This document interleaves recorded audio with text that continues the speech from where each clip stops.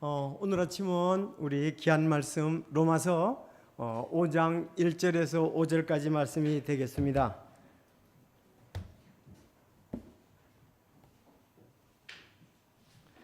로마서 5장 1절에서 5절까지 말씀이 되겠습니다. 자, 다 찾으셨으면 제가 1절 읽고 여러분이 2절 읽고 5절까지 그렇게 하겠습니다.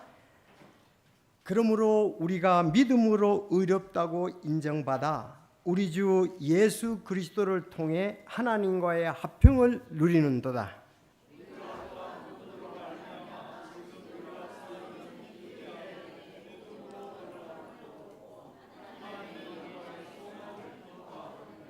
그리할 뿐만 아니라 우리가 환난도 기뻐하나니 이는 환난이 인내를 이루고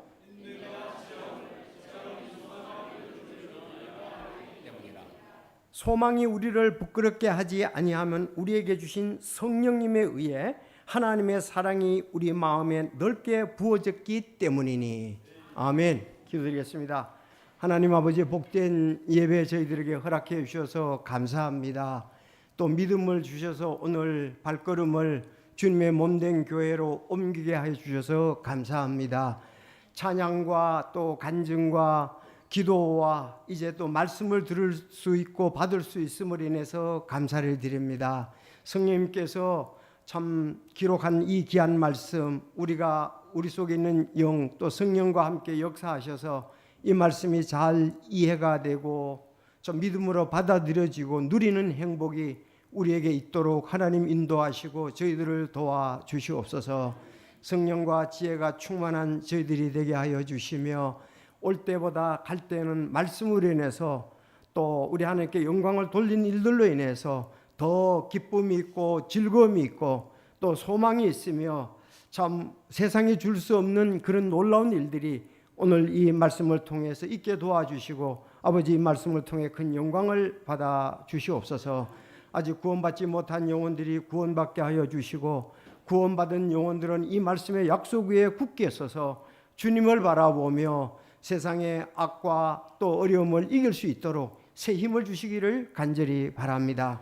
말씀 또 끝마칠 때까지 도와주시고 오늘 간증한 형제에게도 복을 허락해 주셔서 한국에 있는 동안 좋은 참 추억이 되게 하시며 또 한국에 있는 영혼을 사랑한다고 했는데 하나님께서 그 마음을 감동해 주시고 하나님의 사람으로 크게 들어서 주시옵소서.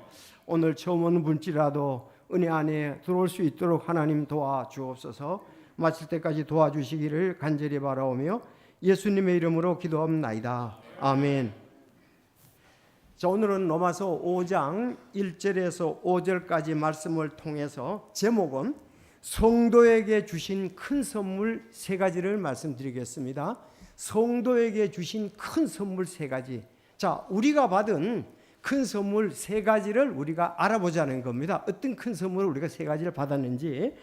우리 교회 분은 아닌데 어떤 분이 선물로 봉투를 하나 받았어요. 근데 그 봉투에 보니까 열어보니까 10만 원이 아니고 100만 원이 아니고 1000만 원이 아니고 1억이 들어있더랍니다. 그래서 그가 간증하기를 내가 세상에서 선물을 받은 것 중에 최고의 선물 1억을 받았고 내가 그것이 잊혀지지 않냐고 내가 너무 행복하다고 그렇게 이제 간증을 한 분이 계십니다. 그래서 1억 선물 여러분 어떻습니까? 1억이면 쓸만하잖아요. 아니 뭐 차도 하나 살 수도 있고 무엇이든지 뭐 사고 싶은 건 거의 다 살 수가 있을 겁니다. 그렇죠? 뭐 몇 달간은 아주 행복하게 뭐 해외여행 가서 누릴 수도 있을 것입니다. 자, 그런데 우리 성도들에게 주신 선물 엄청난 것이 있는데 여러분 요한복음 3장 16절을 잘 아시죠? 하나님이 세상을 이처럼 사랑하사 자신의 독생자를 주셨으니 이것은 누구든지 그를 믿는 자는 멸망하지 않고 영존하는 생명을 얻게 하라 하심이라. 여러분 영존하는 생명, 야 이거 영원히 존재한 생명이라 이거예요. 이 선물이야말로 가장 큰 선물, 완전한 선물이 아니겠습니까? 아니 우리가 10년 더 산다는 것도 아니고 100년 더 사는 거, 1000년 더 사는 거 아니고 이루 셀 수 없이 오래 사는 것이 영존하는 생명이잖아요. 믿음이 있는 사람은 요한복음 3장 16절 말씀이 이해가 되고 받아들여지고 누리는 사람입니다. 내가 영존하는 생명을 얻었다. 만약에 어떤 사람에게 10년을 더 살 수가 있다면 1억 주고 10년 더 살지요. 여러분 그렇지 않습니까? 아니 내가 10년 더 살 수 있다면 내가 1억을 줄 거예요. 아니 그래봤자 뭐 한 달에 100만 원 하면 되잖아요. 1년이면 1000만 원인데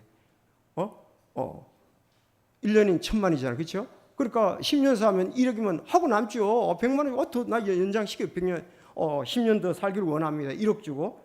그런데 영존하는 생명은 어떻습니까? 굉장한 거 아니겠습니까? 아니 예수 그리스도를 개인의 구주로 영접한 자, 하나님이 세상을 이처럼 사랑하사 자신의 독생자를 주셨는데, 예수님을 주셨는데, 이것은 누구든지 그를 믿는 자는 멸망하지 않고 영존하는 생명을 얻게 하려 하심이라. 지옥에 가지 않고 하나님과 영원히 살게 된다는 것입니다. 여러분 곰곰이 생각해 보십시오. 이거 얼마나 놀라운 말씀이고 확실한 말씀이고 우리가 붙잡아야 될 말씀인지. 영원히 산다. 누구가? 하나님과 함께. 우리는 예수 그리스도를 개인의 구주로 영접한 사람은 이미 영존하는 생명을 선물로 얻었습니다. 이건 선물입니다. 선물. 하나님의 선물입니다. 너희가 그 은혜를 인하여 믿음으로 말미암아 구원을 얻었나니 이것이 너희에게서 난 것이 아니요 하나님의 선물이라. 이는 누구든지 자랑치 못하게 하라고 그랬습니다. 여러분 영존하는 생명 얻은 거 우리 성도들이 좀 잊어버리기도 잘하고 가볍게 여기도 싫습니다. 믿음이 있는 분들이 여기가 다르다고. 야, 나에게 영존하는 생명이 주어졌다. 그런데 오늘 바울 사도가 이렇게 보니까 바울 사도는 지금 영존하는 생명 속에 있는 그 큰 선물 세 가지를 지금 누리고 있다고 말하고 있습니다. 그 안에 세 가지 큰 것이 있는데 첫째가 뭐냐? 1절에 보니까 나는 영존하는 생명을 얻어서 하나님과 화평을 누리고 있다. 하나님과 화평을 누린다. 하나님과 화평을 누린다. 두 번째 2절에 보니까 하나님의 영광의 소망을 인해서 기뻐한다. 하나님의 영광의 소망을 인해서 기뻐한다. 2절. 3절에서 5절까지는 하나님의 사랑이 내 마음에 부어졌다. 하나님의 사랑이 내 마음에 부어졌다. 여러분 사실 바울 사도뿐만 아니라 로마 교회 성도뿐만 아니라 우리 모두에게도 동일한 것이 있습니다. 몰라서 그렇죠. 믿음이 없어서 그렇죠. 우리는 이 세 가지 성도에게 준 큰 선물 세 가지를 누려야 되거든요. 벌써 이 말씀을 본 성도들 가운데 갈라디아서 5장 22절을 떠올린 성도는 믿음이 있는 성도고 굉장히 귀한 것을 발견하면서 지금 누리고 있는 성도입니다. 갈라디아서 5장 22절에 성령의 열매가 있잖아요. 성령의 열매가 사랑과 기쁨과 화평입니다. 첫째 나오는 게 사랑, 두 번째 기쁨, 세 번째 화평이잖아요. 이제 여기 있잖아요. 여기 세 번째가 사랑이잖아요. 두 번째가 화평이잖아요. 2번이 기쁨이잖아요. 이거는 성령의 열매하고도 같구나. 성령의 열매, 우리가 이 땅에서 내 마음속에 성령이 계신데 그 성령의 열매를 우리는 열매를 맺고 있고 또 누리고 있는 것이 우리 그리스도인 것입니다. 오늘 세 가지 좀 더 자세히 보겠습니다. 아니 바울 사도가 지금 로마 성도들에게 그들의 신분뿐만 아니라 하나님이 주신 선물의 구체적인 그 안에 세 가지가 있는데 그것을 지금 깨우쳐 주고 그것을 누리고 그것을 인해 기뻐하고 그것이 마음에 부어졌기 때문에 사랑이 나타내기를 원하는 마음이라 이 말입니다. 여러분 우리도 동일합니까? 우리 승리성서 침례교회 모든 성도들이 이제 화평을 누려야 되겠습니다. 영광의 소망을 기뻐해야 되겠습니다. 하나님의 사랑이 우리 마음에 부어졌다. 놀라운 사랑이 부어졌다. 그렇게 말씀을 하고 있습니다. 자, 그러면은 우리가 하나님과의 화평을 누린다고 말씀을 하고 있습니다. 자, 하나님의 말씀을 잘 보십시오. 저도 이렇게 유튜브를 통해서 다른 설교들도 이렇게 보는데 하나님의 말씀을 이렇게 우리가 알고 깊이가 있고 성령의 감동을 입어야 되는데 믿지 않을 때의 그 미신적 비슷하게, 물론 그것도 필요합니다. 축복받는 거, 건강 이런 부분만 너무 강조가 돼서 하나님의 말씀의 깊이가 없는 경우들이 참 많아요. 여러분, 우리는 말씀의 깊이가 있어야 됩니다. 여기 한번 1절을 잘 보세요. 제가 읽어볼게요. 그러므로 우리가 믿음으로 의롭다고 인정받아 우리 주 예수 그리스도를 통해 하나님과 화평을 누리는도다. 이렇게만 읽으면 안 돼요. 여기 우리 속에다가 자기 이름을 넣어야 돼요. 우리 속에 자기 이름이 들어가지요. 자, 그러므로 정남교가 믿음으로 의롭다고 인정을 받아 정남교는 주 예수 그리스도를 통해 하나님의 화평을 누린도다. 하나님과 화평을 누리는도다. 여러분, 이게 진수예요. 자, 그러면 한번 좀 봅시다. 그러므로 우리가 믿음으로 의롭다고 인정을 받았다 이거예요. 저도 믿음으로 의롭다고 인정을 받았습니다. 여러분 모두도 믿음으로 의롭다고 인정을 받았습니다. 자, 여기서 믿는 마음이잖아요. 믿는 마음으로 의롭다고 인정을 받아. 의롭다는 말은 떳떳하고 옳다. 하나님이 보실 때에 그가 떳떳하고 옳은 자가 됐다 이 말입니다. 의롭게 됐다는 말씀이죠. 이 말씀은 제 용서를 받았다는 말과 같습니다. 인정받았다. 이제 옳다고 난 확실하게 여겨진다 이 말입니다. 여러분, 그러므로 우리가 믿음으로 의롭다고 인정받아, 이 말씀을 보통 이제 신학교라든지 일반 책에서는 칭의라고 말하죠. 일컬을 칭, 옳을 의. 옳다고 인정을 받는다. 칭의라고 이렇게 얘기를 합니다. 칭의의 결과 우리는 하나님과 화평을 누린다는 말씀입니다. 자, 그래서 우리는 믿음으로 의롭다고 인정을 받았습니다. 행위로 의롭다고 인정을 받은 것이 아닙니다. 교회는 행위로 인정을 받은 사람은 한 사람도 없습니다. 내가 무엇을 잘하고 잘생기기 때문에 의롭다고 인정을 받는 것이 아니고 예수 그리스도를 믿음으로 말미암아 우리는 의롭다고 인정을 받았습니다. 예수님을. 자, 그래서 옆에 보면은 우리 주 예수 그리스도를 통해 그랬죠. 자, 우리 주 예수 그리스도를 통해 그러면은 여기 우리 주 예수 그리스도를 통해 뭐를 통합니까? 십자가의 보혈의 피가 있습니다. 예수님의 십자가의 피를 통해 내가 그 예수님이 나의 죄를 위해서 피 흘려 십자가에 달려 돌아가신 것을 내가 마음으로 믿음으로 말미암아 하나님 앞에 의롭다고 인정을 받은 거예요. 예수 그리스도의 피를 통했다, 그렇게 말씀을 하고 있습니다. 자, 그래서 그러므로 율법의 행위로는 어떤 육체도 그분 앞에 의롭게 될 수 없나니 율법으로는 죄를 알게 되느니라. 율법, 하나님의 법은 우리가 죄인인 것을 가르쳐 주는 거예요. 율법은 특히 십계명도 마찬가지죠. 그러므로 우리가 결론을 내리노니 사람은 율법의 행위와 상관없이 믿음으로 의롭게 되느니라. 믿음으로 의롭게 되는데 그냥 막 믿는 게 아니에요. 로마서 5장 9절 앞에 보면 그러면 이제 우리가 9절 뒤에죠. 그분의 피로 말미암아 의롭게 됐다, 그렇게 얘기했습니다. 우리는 다시 말해 예수 그리스도의 보혈의 피를 통해서 의롭게 됐습니다. 여러분, 믿는다고 그랬는데 믿는 것이 이제 정도에 따라 다르죠. 사도행전 우리가 8장 37절에 보면 이디오피아 내시가 야, 저기 물이 있는데 내가 침례받고 싶다 그랬더니 빌립이 얘기하기를 네가 마음을 온전히 하여 믿으면 가하니라 그랬습니다.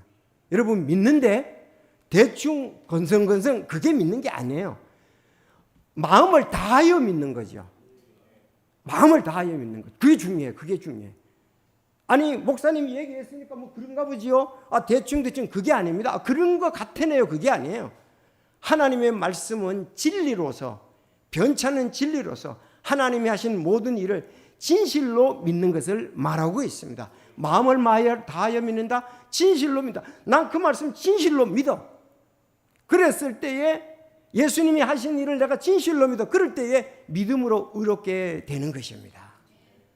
이게 굉장히 중요한 겁니다. 그래서 우리는 이런 부분을 통해서 믿음으로 의롭다고 이제 인정을 받았습니다. 하나님 딱 보시거든요. 우리 마음 중심을.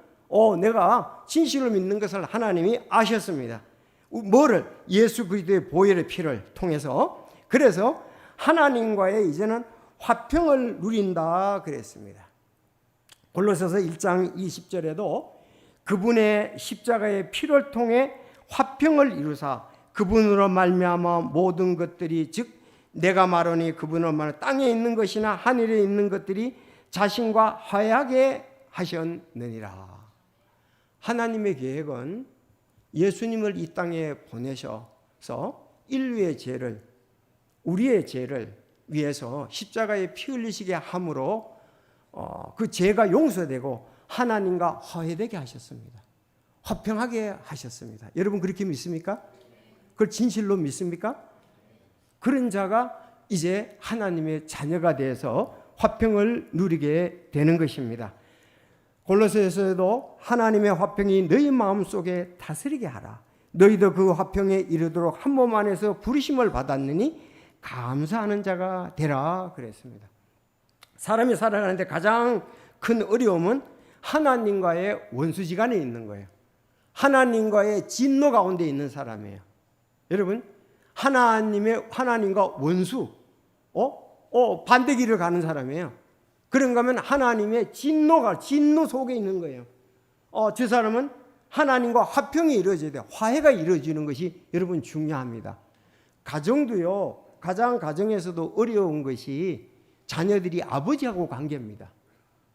형제 관계보다도 아버지와 관계가 화평하지 않으면 정말 어려움이 있는 거예요. 이건 두고 마음이 편하지 않죠. 아버지하고 마음이 안 편해 보세요. 그렇죠? 제일 어려운 직장 사람들하고 마음이 화평하는 거 참을 수가 있습니다. 다른 친구들하고 또 사회의 어떤 모임에서 하고 참을 수 있습니다. 그런데 아버지하고 화평하지 않고 화해하지 않고는 원수지간에 있거나 진노 가운데 있다면은 그거보다 더 사람 사는 것이 불행한 것이 없어요. 행복을 다 잃어버리는 거죠. 아버지하고 좋아야 돼요, 관계가. 만약에 여러분 가운데서 아버지하고 관계가 좋지 않다면 참 자기가 행복하다고 말할 수 있는 사람은 한 사람도 없습니다. 나는 참 불행해. 왜 이런지 모르겠어. 이럴 거예요. 그런 것처럼 하나님 아버지와의 관계가 좋아야 돼요. 왜? 우리는 그분을 통해서 이 땅에 태어나게 되었고 이제 또 그분에게로 가기 때문에 그렇습니다. 그래서 그런 얘기를 하잖아요. 너희가 전에는 원수되었는데 또 하나님과 우리 사이에 벽이 있었는데 벽을 허물고 하나님과 화해하게 되었다. 화평을 누리게 됐다. 그렇게 말씀을 하고 있습니다. 지나간 때에는 우리도 다 그들 가운데서 우리 육신의 욕심 안에서 생활하며 육신과 생각의 욕망을 이루어 다른 사람들과 같이 본래 진노의 자녀였더니. 여러분 오신 여러분 가운데 아직 예수 그리스도를 통해서 십자가의 보혈의 피로 죄를 용서받고 하나님과 화해 관계가 아주 이루어지지 않았다면은 여기 진노 가운데 있단 말이에요. 하나님의 진노 가운데. 그걸 아셔야 됩니다. 믿지 않고 가는 사람은 진노 가운데 그렇게 진노의 자녀였더라 그랬습니다. 그런다 이제 우리가 예수 그리스도의 오늘 본문에 있는 같이 그분의 피를 통해 하나님과 화평이 이루어졌다. 아멘입니까? 나는 예수 그리스도의 나는 죄인이었는데 죄 가운데 태어났는데 예수 그리스도의 십자가의 보혈의 피로 이제 내가 그걸 온전히 믿음으로 하나님과 화해가 됐고 하나님의 화평을 우리는 누리고 있다 이것입니다. 여러분 우리가 아버지가 계시다는 것은 아버지가 계시고 안 계시고는 엄청난 차이가 있습니다. 또 좋은 아버지와 나쁜 아버지의 차이는 엄청난 차이가 있습니다. 그런데 오늘 성경에 보니까 하나님은 어떤 분입니다. 가장 크시고 위대하시고 선하시고 인자하시고 사랑이 많으신 하나님이라 이 말이에요. 우리는 그분을 통해서 화평을 얻었고 이제 그분과 함께 마음껏 교제하고 즐거워하는 성도가 되어야 할 것입니다. 시편 34편 10절에 보면 젊은 사자들은 부족하여 굶주릴지라도 주를 찾는 자들은 모든 좋은 것이 부족하지 아니하리로다. 그래서 사실 젊은 사자가 부족하여 굶주리진 않지요. 전부 다 사자는 밥이요.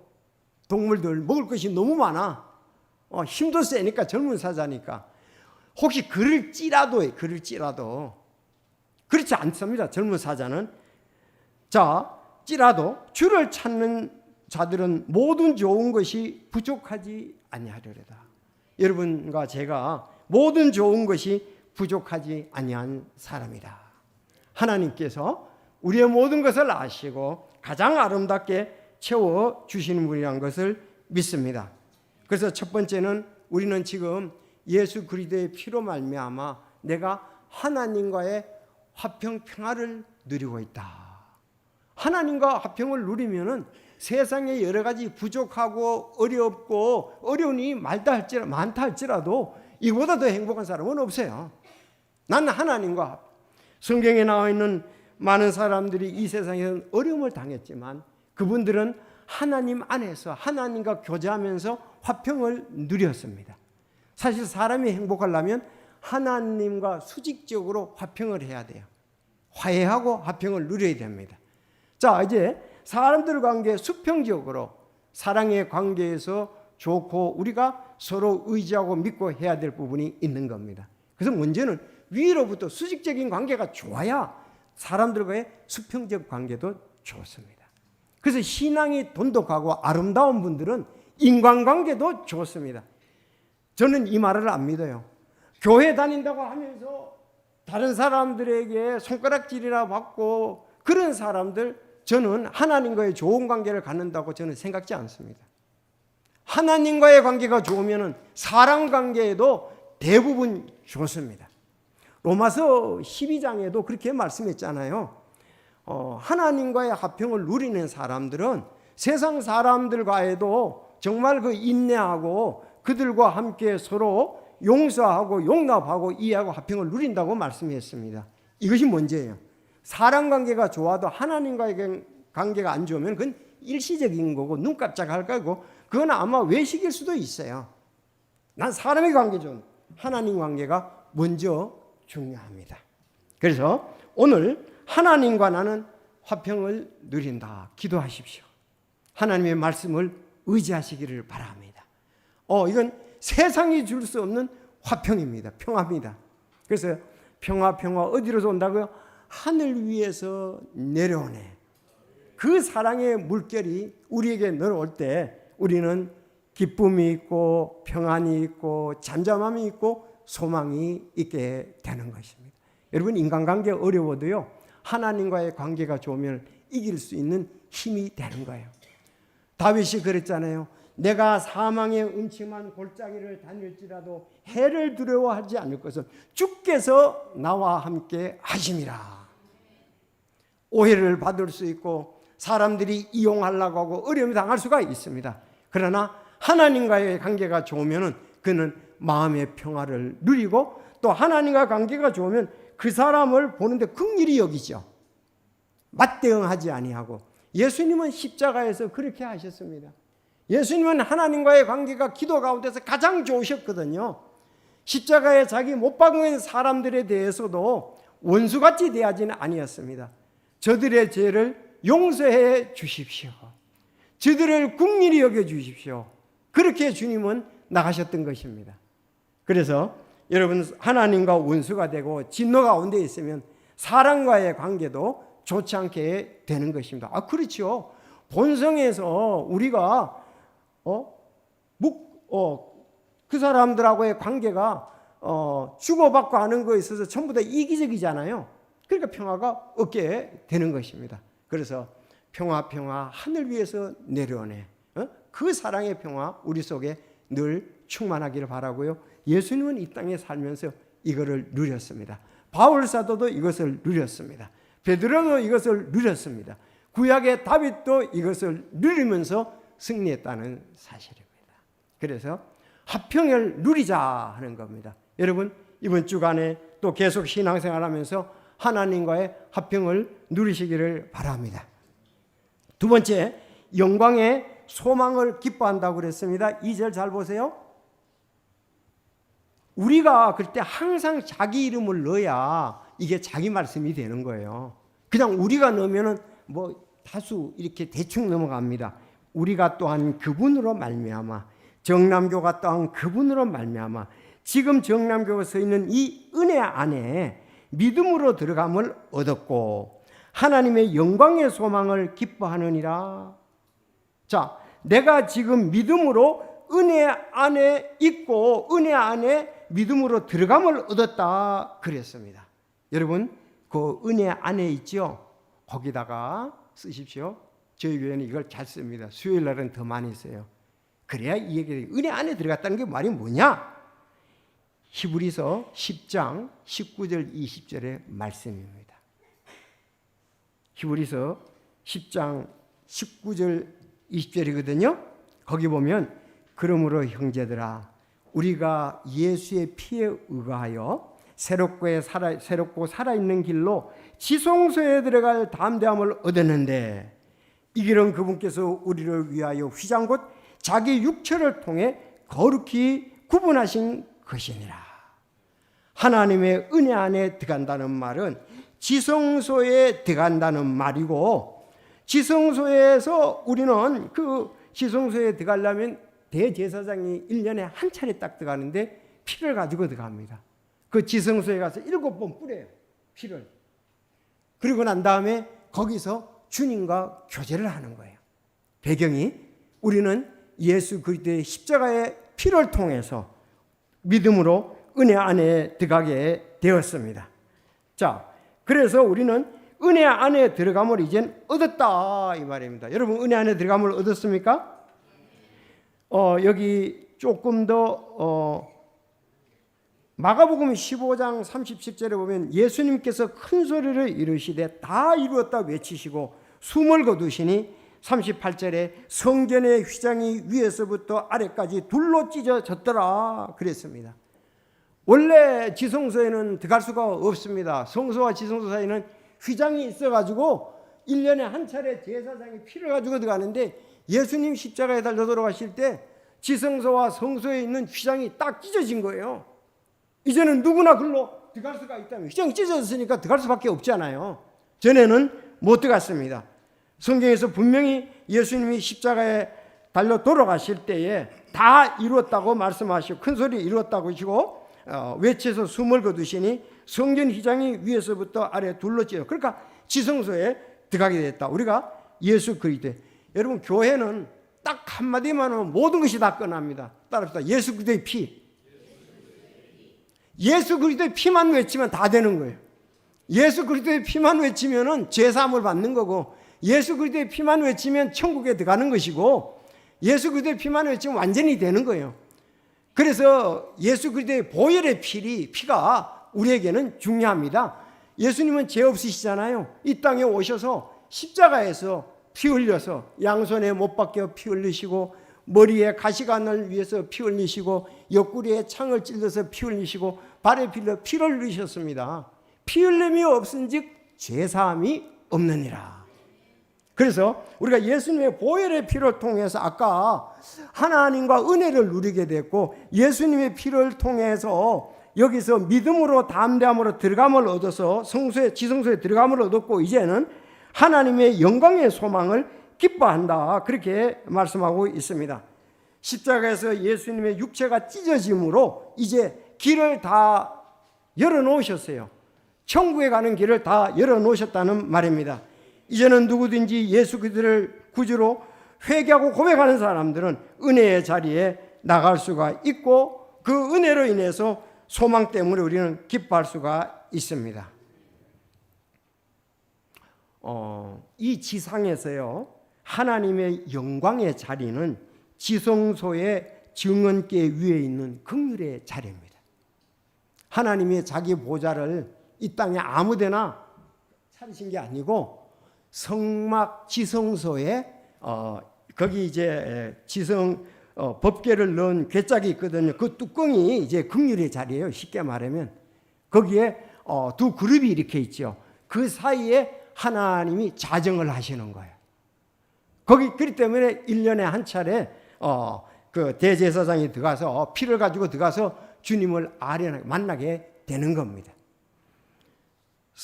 출애굽기 26장에 보면 너는 지성소에 있는 증언궤 위에 긍휼의 자리를 두고 성전의 성막이 다 완성됐을 때에 법궤 모든 것을 다 들여놓았더니 구름이 그냥 그 성전 안에 빽빽히 들어있고 하나님은 긍휼의 자리에 임재를 하신 겁니다.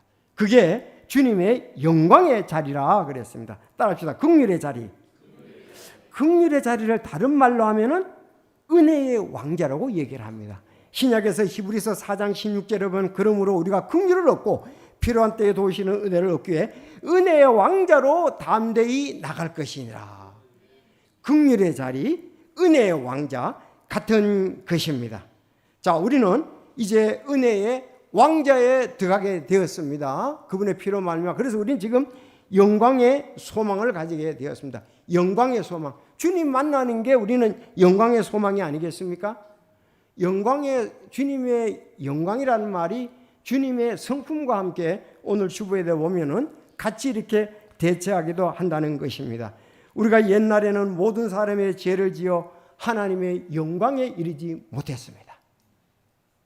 모든 사람이 죄 때문에 하나님의 영광에 이르지 못했습니다. 그리스도 예수 안에 있는 구속을 통해 값없이 대속해 준 그걸 통해 하나님의 은혜로 값없이 의롭게 되었다. 그렇게 말씀하고 있습니다. 여러분들은 시편 16편을 잘 압니다. 지금 사도행전 2장에서 베드로가 설교한 것도 시편 16편이거든요. 거기에 보면은 다윗은 이 천국의 영광을 지금 미리 맛보고 누리고 있는 자였습니다. 또 예수님 자신이 그렇게 된다는 것을 대언하신 분입니다. 그래서 이렇게 되어 있어요. 16장 9절. 그러므로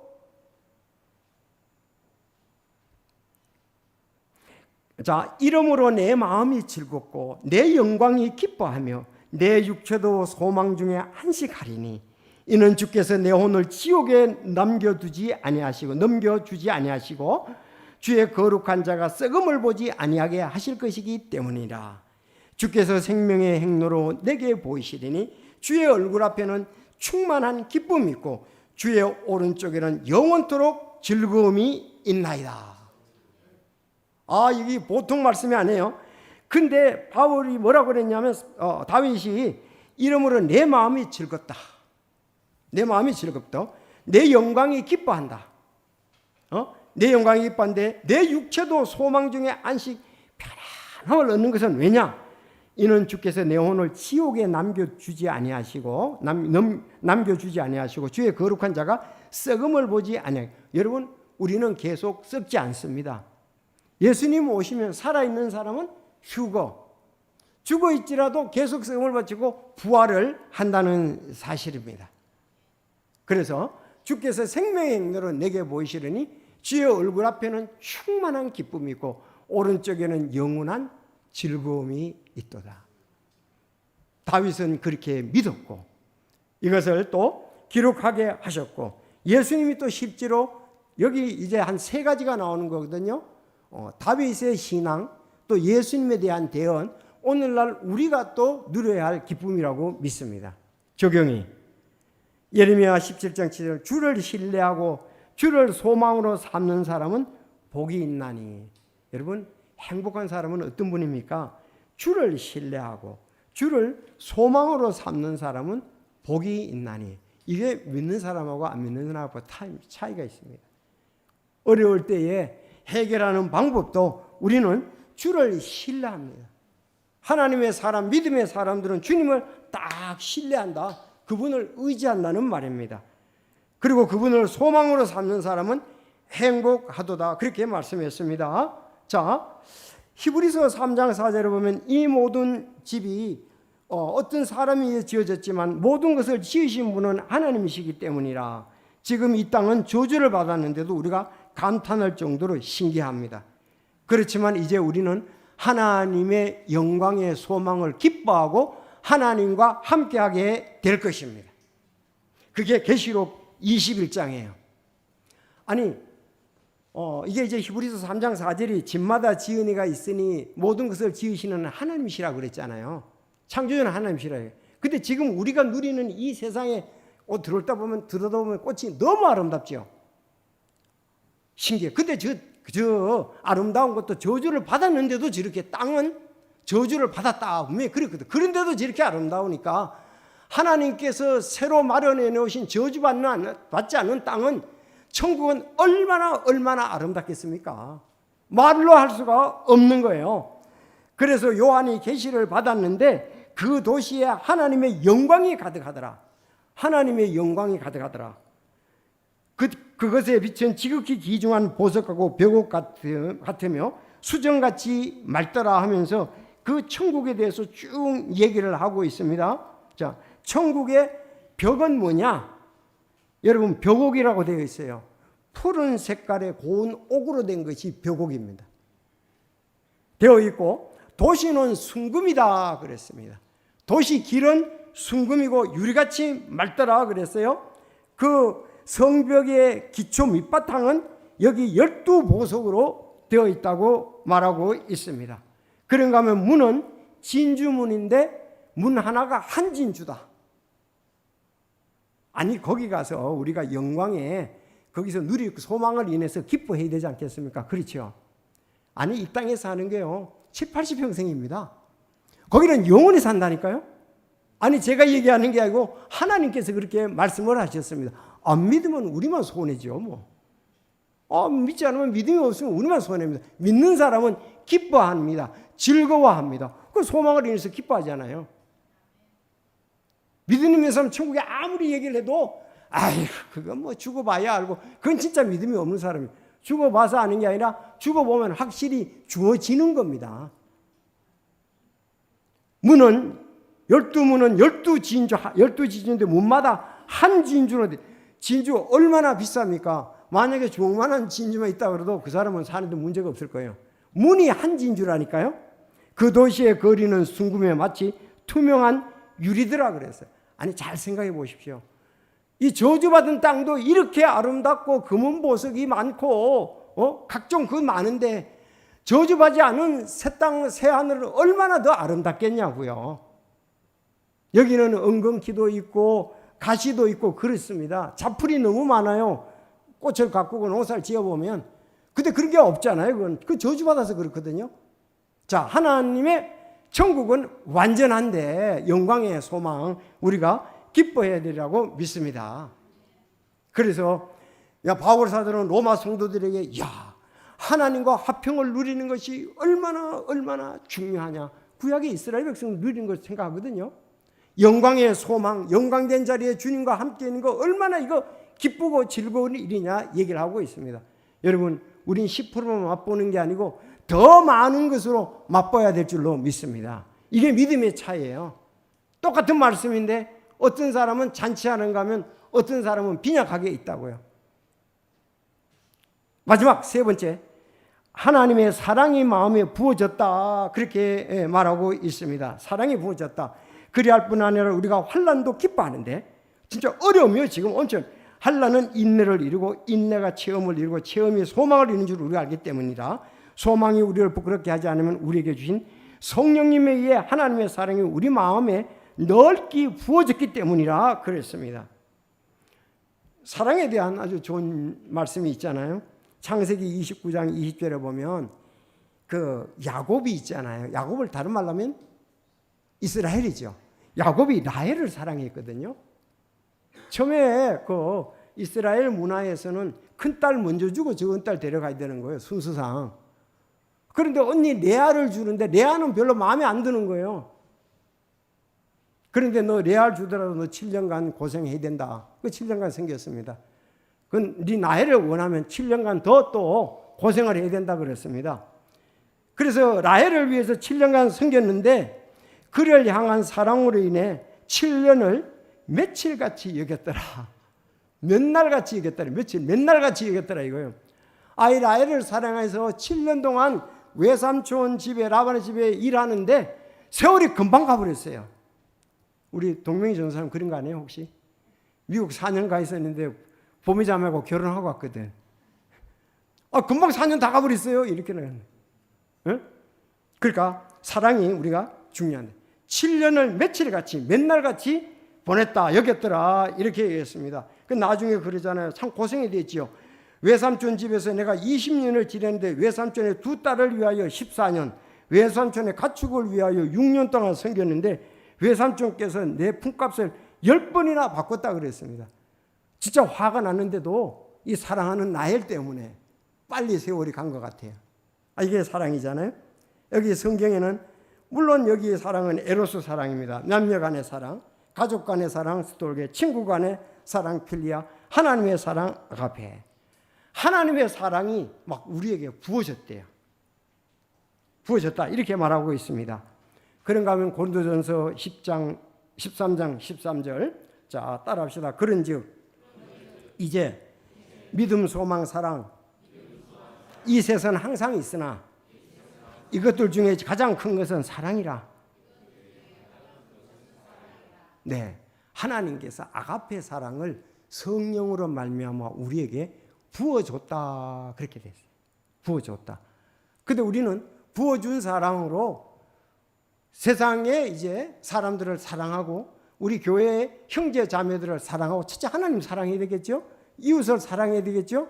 몸된 교회 성도들은 우리가 사랑해야 된다 이 말입니다. 이 사랑이 풍성하면은 사랑은 오래 참게 되고 친절하게 되고 사랑은 시기하지 않게 되고 사랑은 자기를 자랑하지 않게 되고 우쭐대지 않게 되고 무례히 행동하지 않게 되고 쉽게 성내지 않고 악을 생각지 아니한다. 불의를 기뻐하지 않고 진리를 기뻐하며 모든 것을 참으며 모든 것을 믿으며 모든 것을 바라며 모든 것을 견디니라. 바울 사도가 이렇게 아름답게 사역할 수 있었던 것은 주님의 사랑이 풍성했기 때문이다. 그렇게 볼 수가 있습니다. 그래서 소망 중에 기뻐하고 환난 중에 인내하며 늘 절박하게 기도하라 그랬습니다. 자, 우리 성도들 고린도전서 16장 14절 다 같이 읽겠습니다. 시작. 교회에서 섬길 때 사랑으로 섬기면 끝납니다. 우리가 사랑하지 않고 육신으로 하고 꾸밈으로 하고 경쟁으로 하고 가식으로 하다 보니까 어려움이 많은 거예요. 여기 있는 것처럼 주님의 사랑으로 너희가 모든 일을 사랑으로 할지니라 그렇게 말씀하고 있습니다. 그래서 마음의 순수함을 사랑하는 자는 그의 입술로 인해 왕이 그의 친구가 되리라 그랬어요. 여러분 좋은 친구 많이 사귀려면 우리 마음속에 순수한 사랑이 많아야 됩니다. 알죠? 좋은 친구 왕도 친구가 될 수가 있는데 그것은 마음의 순수함을 사랑하는 자는 그의 입술의 은혜로 인해 그의 친구가 되리라 그랬어요. 그런데 어떤 사람들이 남은 몸만 슬슬슬슬 도망가고 내가 없을 때 막 뒤에서 이렇게 얘기를 하고 그래요. 그거 왜 그런 줄 알아요? 내가 사랑이 없고 이기적이기 때문에 그 사람은 나하고 상대 안 하려고 그러는 거예요. 그 날만 보면 말하면 또 옮기기도 하고 또 그래서 별로 다른 사람끼리 수근수근대고 그래요. 왜? 이기적인 사람은요 진정한 친구가 없어요. 그렇죠? 진짜 사랑이 있는 사람은 옆에서 사람들이 모이게 되죠. 이기적이면 사랑이 없습니다. 좋은 친구가 없다 이 말입니다. 그래서 순수함을 사랑하는 자는 내 말이 아니고 하나님의 말씀입니다. 그의 입술로 인해 왕이 그의 친구가 되리라. 굉장하죠. 우리 갈라디아서 5장 22절 마지막 보고 마치겠습니다. 그러나 성령의 열매는 사랑과 기쁨과 화평과 오래 참음과 부드러움과 선함과 믿음과 온유와 절제니 이 같은 것을 대적할 법이 없느니라. 아멘.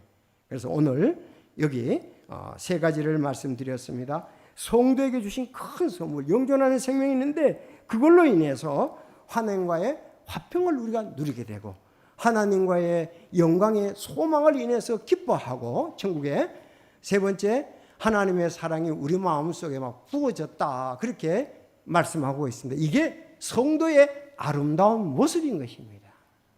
우리가 이렇게 될 수 있도록 기도하고 말씀을 의지하고 주님을 신뢰할 수 있기를 바랍니다. 기도하겠습니다.